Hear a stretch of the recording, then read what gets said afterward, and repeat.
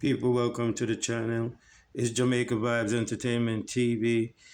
And right here, people, I took this video from the Jamaica Gleaner, and it's a very important article, my people, about this family who had turns over guns to the police in Jamaica several years, and are now living in the United States, in and are still giving up getting the guns that were threatened, being my locked people, in because I your guess yard the in people Jamaica? who are responsible has found out their location. So hit the subscribe button, hit the like button, people, and let's get into the video. She has kids in and out of the house where the firearms were being kept. So it was in order to protect her family. Life of an immigrant. You have to smart, you have to militant. On April 1, a United States Immigration Court judge in Miami, Florida, wished a Jamaican family the best of luck in their efforts to get asylum, several years after entering the U.S. illegally in a fight for their lives from Jamaica. Their problems stemmed from handing over illegal guns, allegedly belonging to gangsters, to Jamaican law enforcement. The weapons were being stored in their yard. Although the incident took place nearly 13 years ago, the family says the threats of murder and rape continued. They fled their home in a tough Kingston neighborhood, but the Sunday Gleaner understands that their new home was discovered, resulting in further threats. In August 2022, fearing for their safety, the family of mainly women and children crossed the US-Mexico border to enter the US illegally. Now, the family faces another challenge, fighting deportation back to Jamaica, where their troubles began. They have been placed on removal proceedings while their asylum case is pending. Here is their story. I want to ask you guys to start out by telling me what transpired in court. Where is the latest with your asylum case? The asylum case has moved on to the individual hearing phase. So what that means is that the next court date we present our case with all the valid evidence, and then after that the judge will make a decision on whether our asylum is granted asylum. Okay. So we understand that we are in this situation based on the fact that some guns were turned over to the local police in Jamaica. That's how we got here. Right. Is there any regret in giving up the guns that were being locked in your yard back in Jamaica? No, not really. I mean, there wouldn't be any regret because she was protecting her family. She has kids in and out of the house where the firearms were being kept. So it was in order to protect her family. How has life been in America since moving away from Jamaica? Well, it's been a roller coaster thing, but of course, we're getting there. It's been an adjustment, you know. It's taken them some time to adjust to their new surroundings and the fact that they can't move as freely as they would want to, especially under this new Trump government.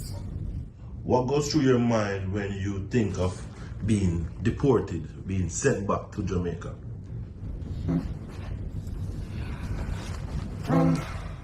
If we're out of here, you know, and what we're going to do, or it's not going to be when we get back there. Jamaica is a different Jamaica than we knew it even just 3-4 years ago, you know. So the uncertainty of going back there, not knowing how it is, that's the fear. And additionally, you know, resources in Jamaica, especially for the elderly, is not that plentiful. And if you're sick, that's a major concern. How has the asylum process been? Any fatigue? I know that this started from us way back as when 2023. Yes, 2022. That's when the process started.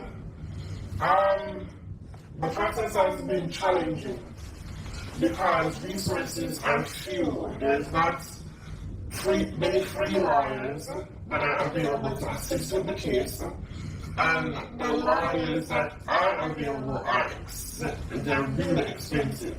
So we were feeling through the dark in order to get our paperwork submitted. It took a lot of research. We got to where we are today. Still without a lot. You guys went to court. Hey, what's next? When is the next court date? See this? This is a 400-ounce bar of solid gold. Back in the 20s, this could buy you a decent house. And so could this much. Today. What's next? When is the next court date? The next court date is 3 years from now. And that's when they go to their individual hearing and present the evidence of their case and make their cases in America. That's the next step.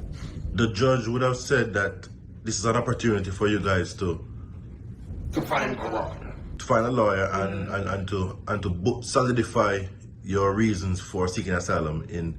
Yes. How is that process going in terms of putting together all the evidence that you guys need to solidify your case, asylum case? Challenging because the events of the case basically happened over 13 years ago. So some of, the news clippings, the articles, they're hard to find. And, as Jamaican people, if anything happens to me, we're not going to doctor right away. So getting a police report when you get beat up or whatever, it's kind of challenging, but we're trying to do our best. President Trump's new immigration laws. What are your thoughts based on your family's current situation? Because it's not just two of you this involves. No, it's actually 7 people that came across. When you say came across, what are you referring to?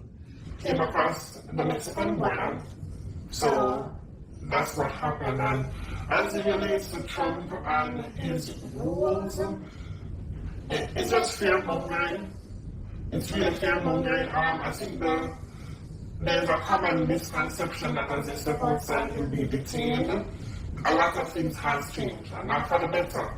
However, it's not a case that you go outside and you're immediately caught and put into lockup.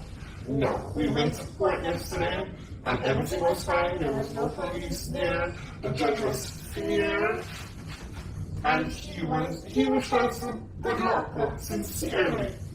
So I'm also appreciative of the judge that we have. Trump can make the rules, but at the end of the day, the judge is the one that has the final decision. And that's not it. Are you employed in America? No, I'm not.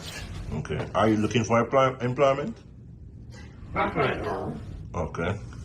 Any advice for anyone who thinks of helping the police to rid the streets of illegal guns in Jamaica? Any advice for them?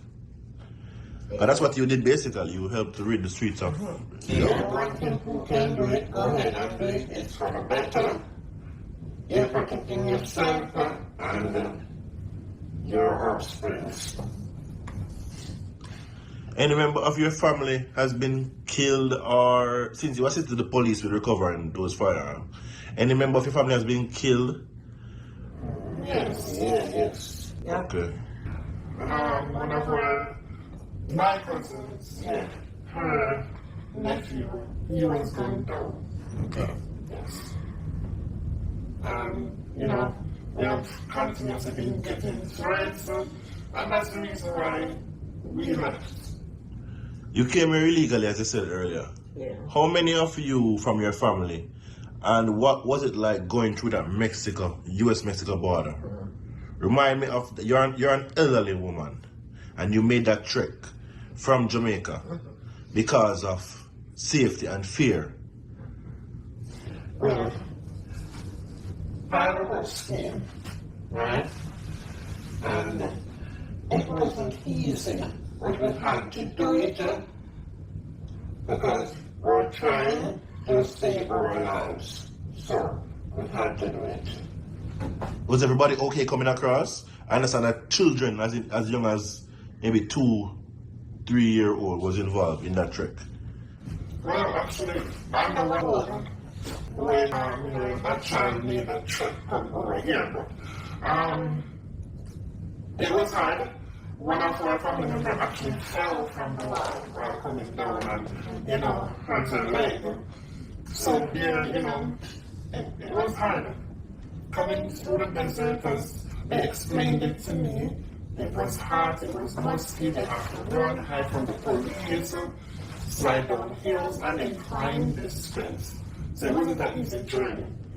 And again, it is costly. Each family member, it took them almost $1 million to make this trip. The border has been closed somewhat. How do you feel about that? Having come through yourself as an illegal port of entry, and now it is closed from others coming over. When I say closed, I mean the numbers have decreased drastically since Donald Trump has taken office. How do you feel about that? I think a lot of people is going to be denied the opportunity to come here because they don't have any other way. It's sad that doing the right thing can ultimately open your life. This is the story. This is our story. This is what transpired. When doing the right thing puts your life in danger.